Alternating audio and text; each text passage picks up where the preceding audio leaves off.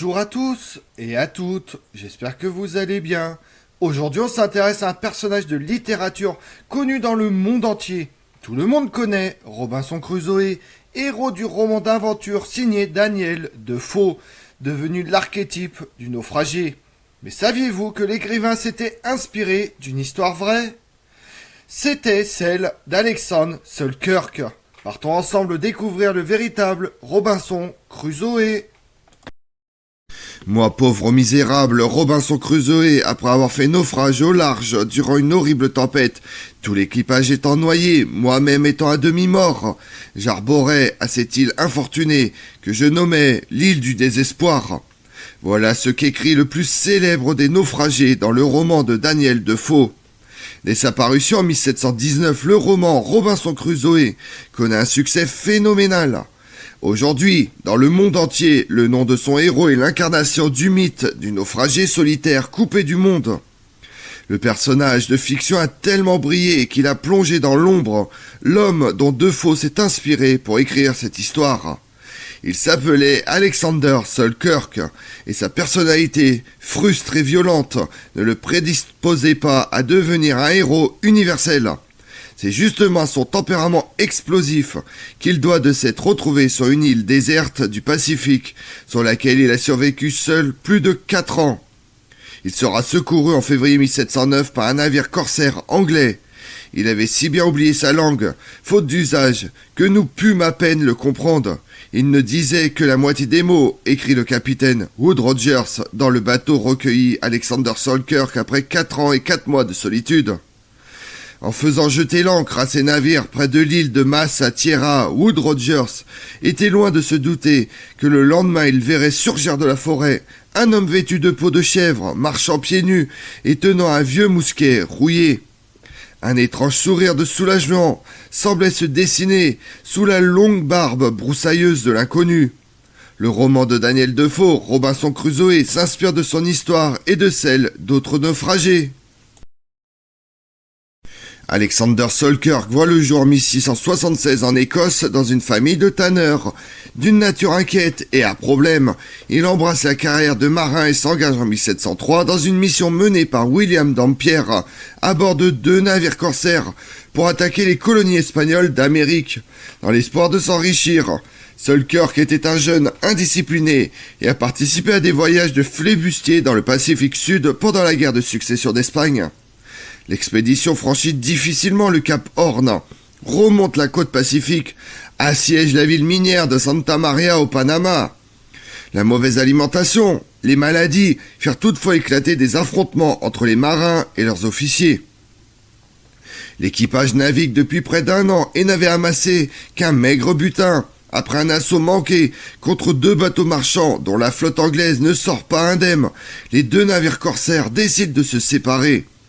Alexander Selkirk reste à bord du 5 ports et mit le cap vers l'archipel Juan Fernandez. L'équipage profite d'une escale sur l'île de Massa Tierra pour se ravitailler en eau et en produits frais. Mais le capitaine refuse de procéder aux réparations du navire qu'Alexander Selkirk juge pourtant indispensable. Avec la saison d'accouplement des lions de mer, la plage fut envahie par des mâles agressifs. Devant le refus obstiné du capitaine Stranding d'accepter sa requête, Selkirk, sous le coup de la colère, refuse de poursuivre l'expédition et exige qu'on le laisse sur l'île de Massa Tierra, dans l'archipel Juan Fernandez, à quelques 400 miles, plus de 600 km des côtes chiliennes. Il essaye de convaincre quelques-uns de ses compagnons d'équipage de déserter avec lui en restant sur l'île. Son plan repose sur l'hypothétique passage d'un autre bateau qui leur viendrait en aide. Personne ne s'engage avec lui dans l'aventure. Contraint de se replier vers l'intérieur de l'île, Alexander Selkirk voit alors sa situation s'améliorer. Introduite par les Espagnols, les chèvres qu'il y trouve étaient faciles à chasser. Il complétait son régime alimentaire avec des navets, des feuilles de choux sauvages et d'autres produits végétaux. Et se sert du bois de poivrier pour construire 2 cabanes, l'une pour cuisiner, l'autre pour se reposer. Il décide d'apprivoiser quelques chats pour éloigner les rats qui le tourmentaient, en particulier la nuit, où il lui rongeait ses pieds pendant son sommeil. Il apprend à survivre avec les moyens limités. Quand la poudre commençait à manquer, il recourt à la course à pied pour chasser les chèvres, et quand ses vêtements se résument à un amas de lambeaux, il adopte des habits en peau qu'il avait tannés grâce aux techniques qu'il tenait de son père. Il fabrique ainsi plusieurs couteaux à partir d'anneaux en fer récupérés sur un baril abandonné, dont il burine et aiguise le métal contre les rochers. Contrairement à ce que raconte le roman de Daniel Defoe, dans lequel Robinson rencontre un sauvage qu'il baptise Vendredi, Alexander Selkirk passe plus de 4 ans privé de tout compagnon d'infortune avec qui partager ses peines et apaiser sa solitude. Alexander Selkirk passait son temps à graver son nom sur les arbres, à domestiquer des chevreaux qui lui tenaient compagnie ou à lire la Bible à haute voix pour éviter de sombrer dans la folie. S'il vit passer plusieurs bateaux pendant son séjour sur l'île, il dut se cacher des 2 seuls Espagnols qui mouillèrent dans la baie. Leurs équipages l'auraient capturé et condamné à travailler à la mine en raison de ses origines écossaises et de son passé de pirate. Mais les Espagnols le découvrent, lui tirent dessus et le poursuivent jusqu'à les profondeurs de la forêt, soulagent leur vessie sur les arbres où ils s'étaient perchés, mais ne parviennent pas à le capturer et repartent par où ils étaient arrivés, après avoir chassé plusieurs chèvres. En 1709, lorsque l'expédition de Wood Rogers débarque sur l'île, elle y trouve un homme dont le souvenir de sa propre langue était si flou qu'il peinait à se faire comprendre. Il fallut plusieurs mois à Selkirk pour recommencer à absorber des liqueurs et des aliments ou à mettre des chaussures. Wood Rogers décide de l'enrôler dans sa flotte en qualité de second officier. Les navires Duke et de Chess lèvent l'ancre, remontent la côte pacifique et attaquent Guayaquil, l'actuel Équateur. Sur la côte du Mexique, ils prirent le contrôle du galion Nostra Señora de la Encarnación y des Aganon, dont ils tirent un fabuleux butin. Puis après un séjour dans les Indes néerlandaises, l'expédition franchit le cap de Bonne-Espérance pour débarquer le 1er octobre 1711 en Angleterre.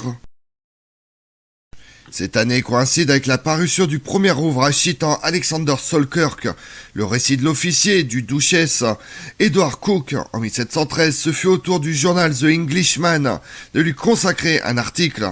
Entre-temps, en 1712, l'Écossais avait témoigné de son expérience à bord du Cinque-Ports devant un tribunal, et Wood Rogers avait publié le livre qui contribua le plus à sa renommée et fut sans doute lu par Daniel Defoe, un cruising voyage round the world.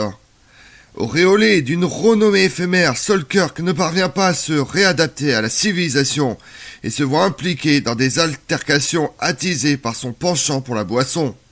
Il regagne l'Écosse sans avoir réclamé sa part du butin. En 1717, il repart pour Londres et s'enrôle dans la Royal Navy. Il succombe en 1721 à la fièvre jaune au large du Ghana et fut inhumé en mer. Après son décès, 2 femmes prétendent être ses épouses se manifestent, brandissant chacune un testament en sa faveur et se disputent ses biens. Le défunt les avait toutes 2 trompées. En 1719, l'écrivain Daniel Defoe prend Selkirk pour modèle du héros de son nouveau roman, Robinson Crusoe. L'aventure de Selkirk trouve sa plus grande expression en 1719 dans le roman Robinson Crusoe. Selon les spécialistes, Daniel Defoe s'inspire aussi d'autres célèbres naufragés de l'époque, comme Robert Knox, qui avait passé 19 ans au Sri Lanka parmi les autochtones, ou encore Henry Pittman, qui avait fui une colonie pénitentiaire des Caraïbes. La première édition du roman, dont la couverture montrait un Crusoe conforme à la description de Selkirk par Wood Rogers, témoignait malgré tout de l'omniprésence du corsaire écossais dans les esprits des maisons d'édition et des lecteurs de l'époque. Le personnage historique finit ainsi par se confondre avec le personnage fictif. 2 siècles plus tard, le Chili alla jusqu'à rebaptiser les 2 îles de l'archipel Juan Fernandez. L'île de Massa Tierra, qui fut le refuge de Selkirk, prend le nom de Robinson Crusoe pour attirer le tourisme, tandis que l'île de Mas à Fuera prend le nom d'Alejandro à Selkirk, qui n'avait pourtant jamais mis les pieds dessus. Comme on l'a vu, le 1er février 1709, en approche d'une île déserte du Pacifique, le capitaine Wood Rogers voit un feu crépiter dans une plage. Il s'apprête à sauver la vie du naufragé Alexander Selkirk, qui passera à la postérité par son personnage inspiré de sa vie dans la littérature Robinson Crusoe. Je vous remercie d'avoir suivi cette vidéo en ma compagnie. Si vous voulez connaître mes autres vidéos, retrouvez-moi chaque matin à partir de 6h45 sur ma chaîne YouTube Tout sur l'Histoire avec Damien, mais également sur les réseaux sociaux, Twitter et Instagram, Histoire Damien. Et pensez à liker, commenter et vous abonner. Je vous remercie à tous.